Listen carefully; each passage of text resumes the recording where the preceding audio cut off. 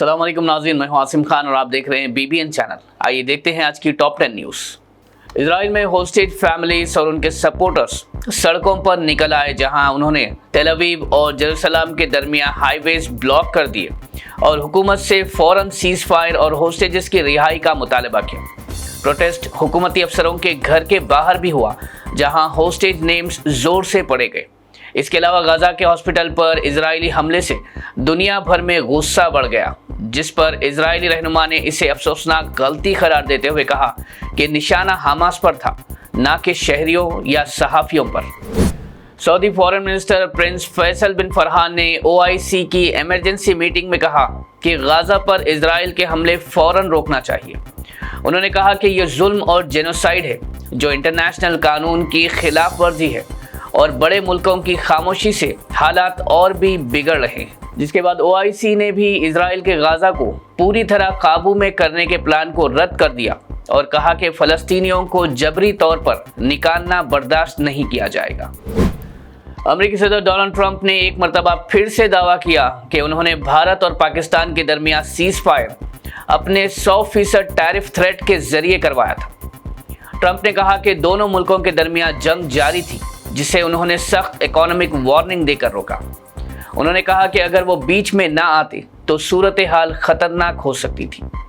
Trump अब तक 40 से ज़्यादा मरतबा ये दावा कर चुके हैं, लेकिन भारत की तरफ से वाज़ेह किया गया है कि सीज फायर सिर्फ मिलिट्री डायलॉग्स के जरिए मुमकिन हुआ था। यूक्रेनी सदर ज़ेलेंस्की ने यूक्रेन के इंडिपेंडेंस डे पर भारत के वज़ीर आज़म नरेंद्र मोदी के ग्रीटिंग्स के लिए शुक्रिया अदा किया और कहा कि वो यूक्रेन की जंग ख़त्म करने के लिए भारत की कोशिशों को कीमती समझते हैं। उनका कहना था कि यूक्रेन इज्जत और मुस्तहकम अमन के साथ जंग का इख्तिताम चाहता है और इस सिलसिले में भारत का किरदार अहम हो सकता है। यूक्रेन ने उम्मीद जताई है कि भारत अपनी ताकत और असर से जंग के खात्मा और अमन कायम करने में मदद करेगा। अमेरिका ने भारत पर नए 50% टैक्स लगाने का ऐलान कर दिया है, जो रूसी तेल की खरीदारी के वजह से सज़ा के तौर पर डबल किया गया था। ये टैक्स 27 अगस्त यानी कल से अमल में आएंगे। तज्जिया के मुताबिक टेक्सटाइल, इंजीनियरिंग, डायमंड और सी फूड जैसे सेक्टर्स सबसे ज़्यादा नुकसान उठाएंगे। माहिरीन का कहना है कि एक्सपोर्ट्स में 20 से 30% की गिरावट देखी जा सकती है। माली माहिरीन का कहना है कि अगर ये सूरत हाल लंबे अरसे तक बरकरार रही तो भारत की GDP पे असर पड़ सकता है। इलेक्शन कमीशन ने स्पेशल इंटेंसिव रिवीजन के तहत आवाम से राय मांगी है। कमीशन ने 5 अहम सवालात उठाए हैं, जिसमें वोटर लिस्ट की सफाई, वफात या दूसरी जगह शिफ्ट होने वालों के नाम हटाने का मसला भी शामिल है। साथ ही ये भी पूछा गया कि क्या बाहर के अफराद को वोट का हक मिलना चाहिए या नहीं। बिहार में वोटर लिस्ट पर सियासी तनाज़ात के बावजूद सुप्रीम कोर्ट ने हिदायत दी कि हर अहले वोट को शामिल करना ज़रूरी है। अब कमीशन चाहता है कि इन सवालात पर आवाम की राय सामने आए ताकि फैसले को बेहतरीन बनाया जा सके। राहुल गांधी की वोटर अधिकार यात्रा बिहार के दरभंगा के पास पहुंची, जिसमें प्रियंका गांधी, तेलंगाना के वजीर आला रेवंत रेड्डी, डिप्टी CM और चंद कैबिनेट मिनिस्टर्स भी शामिल हुए। ये शामिलत इस बात की तरफ इशारा करती है कि तेलंगाना की हुकूमत भी SIR इलेक्टोरल रोल्स के जरिए एलिज वोट चोरी के खिलाफ अब खुलकर आवाज़ बुलंद कर रही है। इंडिया ब्लॉक के इस मूवमेंट को अब दूसरे रियासतों की सियासत से भी जोर मिल रहा है और अपोजिशन अपने यूनाइटेड शो ऑफ स्ट्रेंथ से हुकूमत को चैलेंज करने की कोशिश कर रही है।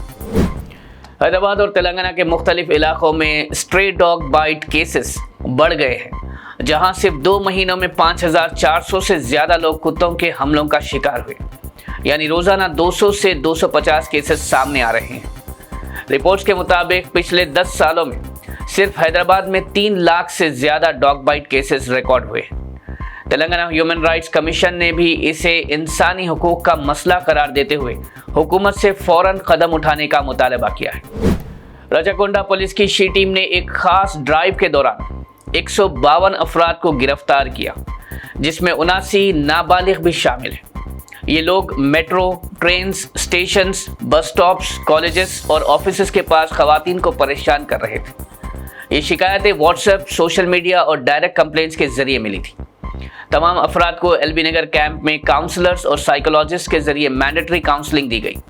कमिश्नर जी सुधीर बाबू ने कहा कि शी टीम्स का काम काबिले तारीफ है और खवातीन से अपील की कि किसी भी हरासमेंट की सूरत में फौरी रिपोर्ट करें।